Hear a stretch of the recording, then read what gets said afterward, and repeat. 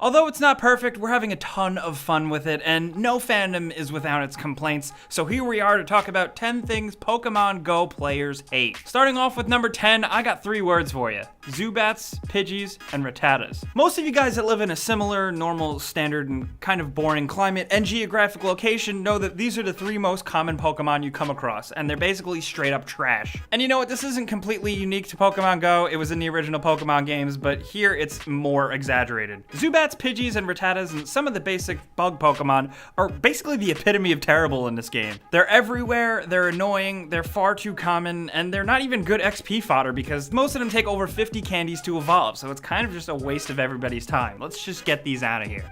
And at number 9, you guys gotta hate this too. You hunt down the Pokemon that you've been wanting forever, it finally appears on your tracker, you manage to track it down, you get to catch it after multiple attempts, and then the game freezes once that Pokemon is in the Pokeball. Right at the gotcha screen, the game decides to lock up or the servers lag or whatever, but basically you're stuck and shit out of luck. That Pokemon is not yours, you did not catch it because you gotta close out and restart the app. This has been happening a ton on Android with a lot of reports on iOS as well, and it is the absolute worst. You guys know tracking down that elusive Pokemon that you've wanted, it might be one of the last on your list. It is not an easy task, and to have it all just crumble in front of you because stupid app errors is the most frustrating thing ever. And number 8, let's talk about something geographical. Uneven densities in gyms and Pokestops. This doesn't necessarily mean you live in the middle of nowhere even. You could live in a pretty well populated area, but for some reason the developer Niantic decided to populate it with less fun stuff. I know it's based on landmarks, but sometimes you're just not near any landmarks and there's absolutely nothing. And it is a total drag, but then on the flip side, sometimes you can travel just 2 or 3 miles or go a few blocks, and the place is just loaded with Pokestops and gyms, and it's really disheartening. It really sucks to be stuck in a location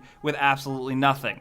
And at number 7, something that we really hate is sometimes just how hard it is to catch some Pokemon. It doesn't really make a lot of sense. For example, you're trying to catch something semi-difficult like a Pidgeot or a Beedrill. The thing just won't stick, it won't stay in the Pokeball, even though you might get like 10 or 12 throws that are great. You could be around level 10, the CP of the Pokemon was under 400, and you have such a hard time catching it. Even using fruit to make the Pokemon easier to catch isn't always a surefire thing. There's just a lack of real definitions to catching Pokemon here. Whether it is completely random or there is a lack of rules here, it's just a little frustrating either way. Then again, on the flip side, this has happened to me and it's probably happened to you once or twice. You come across a similar Pokemon, maybe it has something way more like 500 CP, and then 2, 3, 4 throws and you catch it no problem. Same situation, same type of Pokeball, same attempted throws. What is the deal? I know some of you guys are gonna say in the comments it's just a get good type of thing, but it just seems like the mechanics are wildly inconsistent sometimes. And at number 6, I got 3 more words for you. Team Instinct, Team Mystic, and Team Valor. I gotta say, you know what I hate? Some people take this shit really seriously. But that's why this is on this list, because chances are you're in one of these teams and you hate another team. It's kind of like a turf war type of thing, but also just kind of a philosophical thing. If you think about it, maybe it comes from the original games, like a red and blue rivalry, so it makes sense that the red team hates the blue team and stuff like that. And I gotta say, as someone from Team Mystic, we are the butt of a lot of jokes and it really hurts. Some people really go nuts on this though, and this is the same thing with Ingress. This is Niantic's previous game where people got really territorial and really fierce about the team they were on to the point where they ignored other players and basically friends just because they were so dedicated to their dumb little meaningless team. Don't be that person in Pokemon Go. And at number 5, something that Pokemon Go players really hate are societal boundaries. Yes, I'm talking about anything. Cops, friends, families, neighbors' backyards, being a trespasser, inaccessible locations that are either guarded or fenced off, and basically generally anyone who just gets offended seeing you catch Pokemon. Hey, it's not my fault some things are off limits, okay? It's not my fault that Area 51 has a 10-foot high fence around it. It's not my fault that you're not allowed to go into the police station unless you're invited. It's not my fault you're not allowed into that abandoned subway tunnel. It's not my fault you're not allowed in that grocery store after it's closed. It's not my fault you're not allowed in the basement of that house of that neighbor that you've never even met. I know this is a real world thing and we need to follow the rules, but it would make the game easier if you didn't have to. And at number 4, you know what I definitely hate? The people laughing at people playing the game, calling us nerds who, oh, they finally stepped outside of their house. They finally came out of their basement. Yo, shut the hell up. Stop bashing Pokemon Go and making fun of people. Because you know what? Some of us are having a fun time with this little craptastic game, and we are going outside and getting some fresh air. But I think time and time again, it should be proven that that gamer stereotype is not a real thing. So people perpetuating that agenda totally suck. Let us catch Pokemon in peace.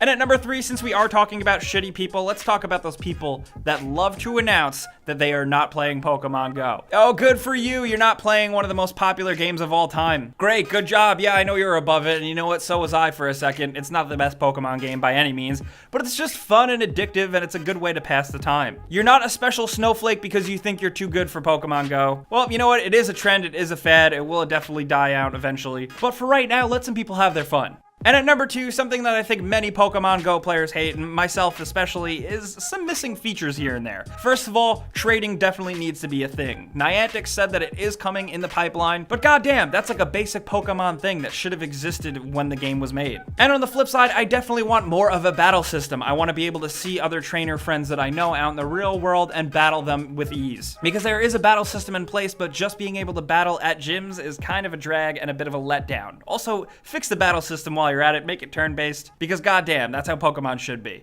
And at number 1, the thing that Pokemon Go players hate the most are server issues, because they still happen all the time. This game is immensely popular and exploding, and it seems like Pokemon Go's servers can't keep up with the demand. And it is getting better and better every day. They do really seem like they're trying here, but it totally sucks when you can't get on. When you're in a good location, prime with Pokemon, it either crashes and disconnects, or you just can't get in the first place, and that's a letdown. Not to mention that, let's give a shout out to all the people who don't even have Pokemon Go yet available in their countries. You guys probably hate that more than anything, and for that, we feel for you.